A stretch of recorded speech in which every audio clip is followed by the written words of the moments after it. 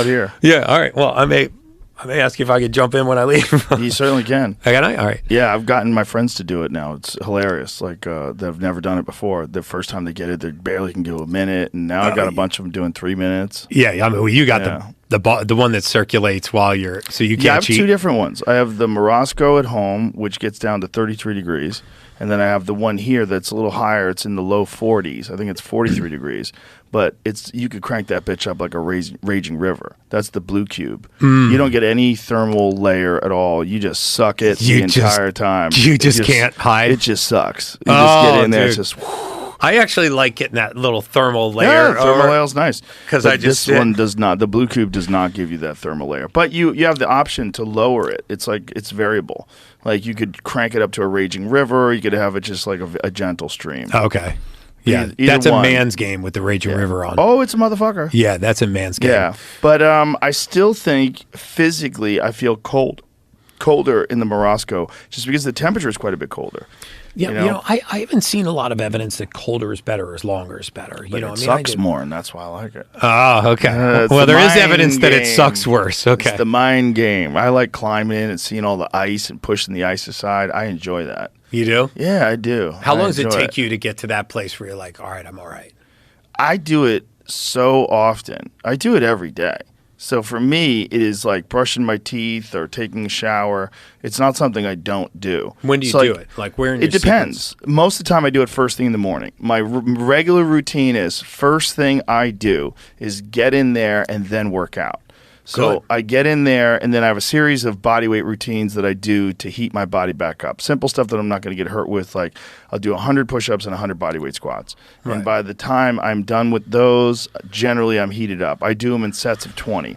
So I'll do 20 push-ups, 20 bodyweight squats, 20 push-ups, 20 bodyweight squats. Then I take a little break, and then I do it again, and then I do it one more time. So it's about 10 minutes to get through that. 10 minutes roughly. And so at the end of 10 minutes, I'm kind of warm. I'm not sweating, but I'm kind of warmed up a little. And then I'll start my routine. So then I'll do whatever else I'm doing. If it's kettlebells, if it's, whatever different type of routine that I have set for the day. I'm careful if I'm doing kickboxing. Like I let myself really warm up before I start blasting. Yeah. Because I feel like, especially for like... Yeah, you're so cold. And I can't crack a sweat. Like it takes me... Well, like when I do rounds in the bag, even if I do my bodyweight squats, my sit-ups, and my push-ups, by the time I get to hitting the bag, I'm still not sweating. Because it's so fucking cold. Yeah. And so then I will do like 2 rounds on the bag. And then by the end of 2 rounds, then easy rounds. 2 rounds of like I'm tapping it. I'm moving constantly, but I'm just tapping it. I'm never just I'm never like going crazy. But then the 3rd round I start ramping up the power. And so for the last 7 rounds, it's assault. The last 7 rounds, it's like it gets hard. Is this something you do by yourself, just on a heavy bag? Okay. Yes. Without a trainer. So how long does your training routine take you? Generally 2 hours. Okay. A regular day for me is 2 hours. But it depends. One of the things I do is I use, when it comes to training like with weights and kettlebells, I treat kettlebells like it's a skill. And I think that is something that I learned from Pavel Tsatsouline and studying his Strong First protocol. Mm-hmm. He advocates a long rest period in between workout sets and more repetitions in terms of volume by virtue of the fact that you have larger rest periods. And a lot of people feel like they're being lazy when they do that because they're not pushing themselves.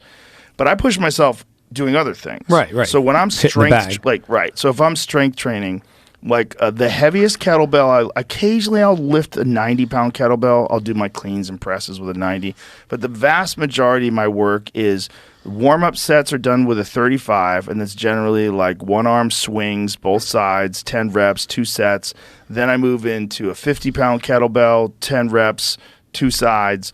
And then I move to 70. So you're doing single arm with 50 pounds? Yes. Wow. And then I do 70 with single arm. And then when I get to 70, now I'm moving into clean press, and then I'm moving into windmills, and I'm moving into between the legs, and all that is with 70s. But I take breaks. So like when I do like a set of, I do clean presses with 10 reps, 70 pounds.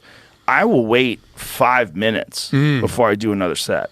5 solid minutes. I'll watch TV. I'll fuck around on my phone, and I feel like I'm being a lazy piece of shit. Right. But I know I'm not, because I'm going to get those. I have a routine. So like I have a whiteboard. I write it out. I take a photo on my phone of the whiteboard, so I know that Who's programming that for you? You're doing it yourself? I do it myself. Okay. And so over time, I've developed this where I know that if I do it this way, I get pretty significant strength gains. And so now when I go to things that I don't do, like bench press and things like that, I'm significantly stronger than I ever was before. But I'm not doing bench press. I don't ever do that. Wow. I don't do it, but I can bang out 225 for 15 reps, and it's not hard for me to do because I do so much with all these other muscle groups with kettlebells. And are you fasted, or are you Yes. My first workout of the day is fasted. Okay. Yeah. And you don't even take like an amino acid blend or anything? No, I don't take shit. But I do take Alpha Brain pre-workout, which has got beta-alanine, B12, some caffeine. It's fucking woo! That stuff's got a lot of... How do you take it? Is it a powder? Yeah, it's a powder that I mix into water. There's a question I forgot to ask earlier. With electrolytes and with this hydrogen water, is there any incompatibility? No, it's actually highly compatible. Okay. So electrolytes and hydrogen water, or even amino acids and hydrogen water. And do you take those before you work out? I work out fasted, but I work out fasted and I take amino acids. I take a full spectrum amino acid blend. Because branch chain amino acid not blend, just branch BCAA. chains. So the branch chains are 3 of the 9. That's the leucine, isoleucine, valine. But I think the branch chain amino acid theory has really been debunked now, that you just need to take branch chain amino acids, BCAAs, before before a workout. The old theory used to be that those are the amino acids that are really metabolized at the muscle level, so they're not cleaved through the liver. But the truth is that you really need a full spectrum amino acid. So you need at minimum all 9 of the essential amino acids. You have all this stuff for sale on your site? Yeah. Okay. And then I'm about to place an order. So Joe Rogan's becoming my client now. So when you take that stuff, you mix it with water? I just mix it with water, or I also take them in capsule form sometimes. I'll take 5 of them in a capsule form, or I'll just mix it with water. So, and I'm telling you, that's a game changer for your workout, brother. Okay. Just try that and it won't break your fast. I'm going to try that. Hey, woman. Since your man ain't got no heart, what's going on in my apartment tonight? I'll show you a real man. There you go. What? Fuck you.